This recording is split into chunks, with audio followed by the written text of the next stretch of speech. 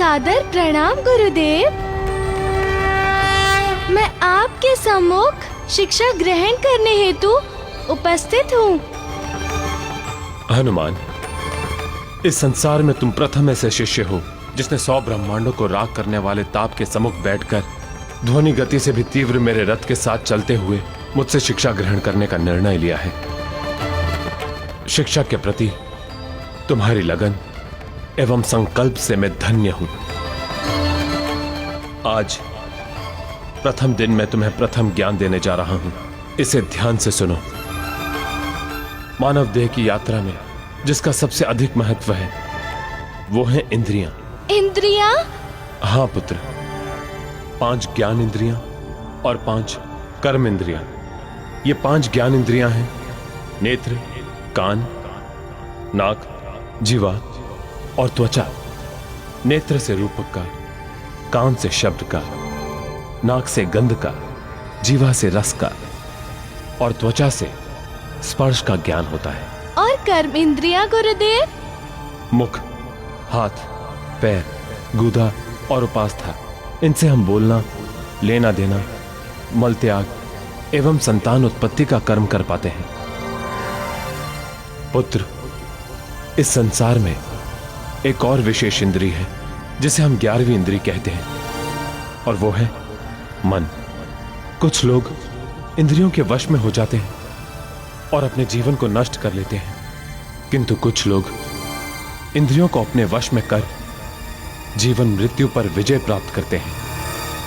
पुत्र, ब्रह्मचर्य से इंद्रियों पर बड़ी सरलता से विजय पाई जा सकती है। गुरुदेव, तब तो मैं मारुति आपको वचन देता हूँ कि मैं सदा ब्रह्मचारी रहूंगा। गुरुदेव, तब तो मैं मारुति आपको वचन देता हूँ कि मैं सदा ब्रह्मचारी रहूंगा।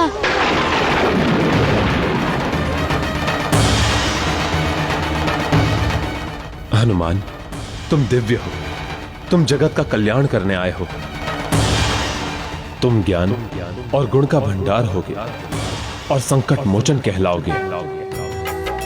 ज्ञान गुण सागर हनुमत बने ज्ञान गुण सागर। ज्ञान गुण सागर, ज्ञान गुण सागर हनुमत बने ज्ञान गुण सागर। ओ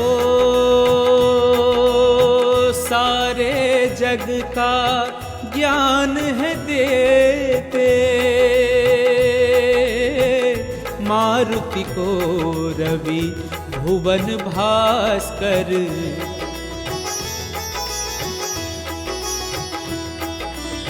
सूर्य से सकल ज्ञान पा कर के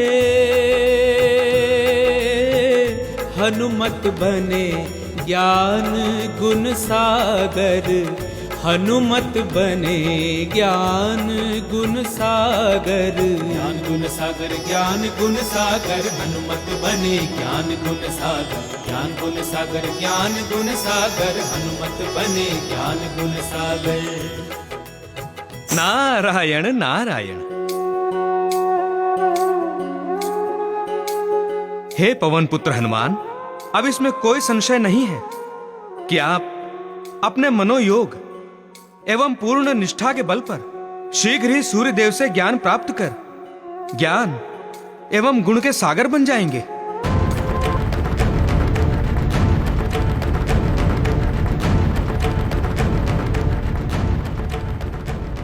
अर्थात संपूर्ण सृष्टि का ज्ञान प्राप्त कर लेंगे और आपका यही ज्ञान आने वाले समय में सदैव संसार का कल्याणकारी सिद्ध होगा। नारायण नारायण।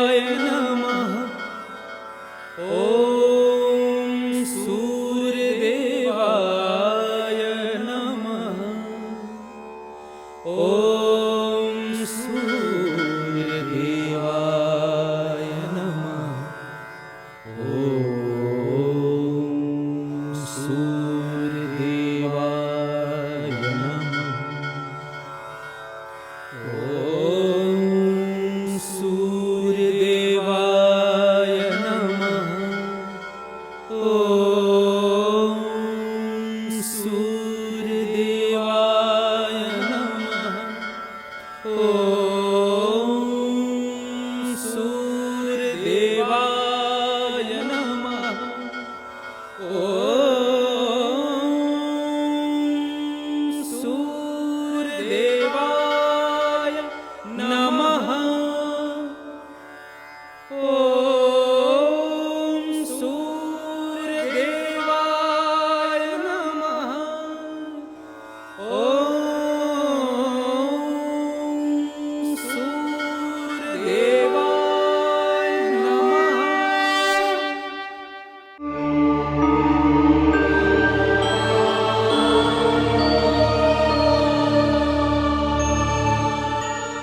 कब आएंगे प्रभु? कब अवतरित होंगे मेरे सामने प्रभु?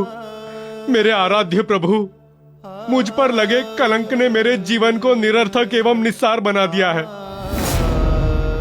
इस धरती पर ऐसा निस्सार, निरर्थक एवं कलंकित जीवन लेकर जीना व्यर्थ है प्रभु, व्यर्थ है। जब मेरे इष्ट होकर आप ही मेरी सहायता हेतु नहीं आ रहे हैं, तो मैं क्या करूंगा जीवन जीकर? मैं सदैव अपने नाम सुमति को सार्थक करने का प्रयास करता रहा हूं। कभी कोई छल, कोई कपट, कोई पाप नहीं किया है मैंने।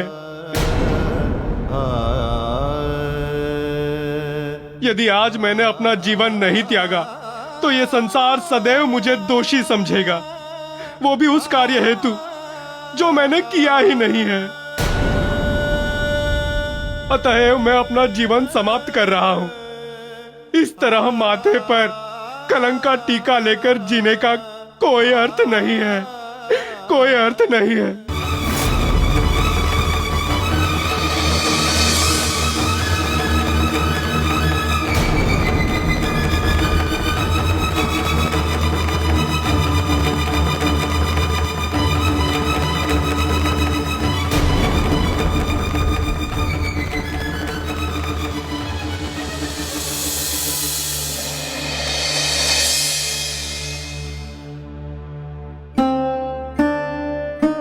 क्षमा करे गुरुदेव, यदि मेरा अनुमान अनुचित नहीं है तो आज आप अति व्याकुल एवं व्यथित हैं।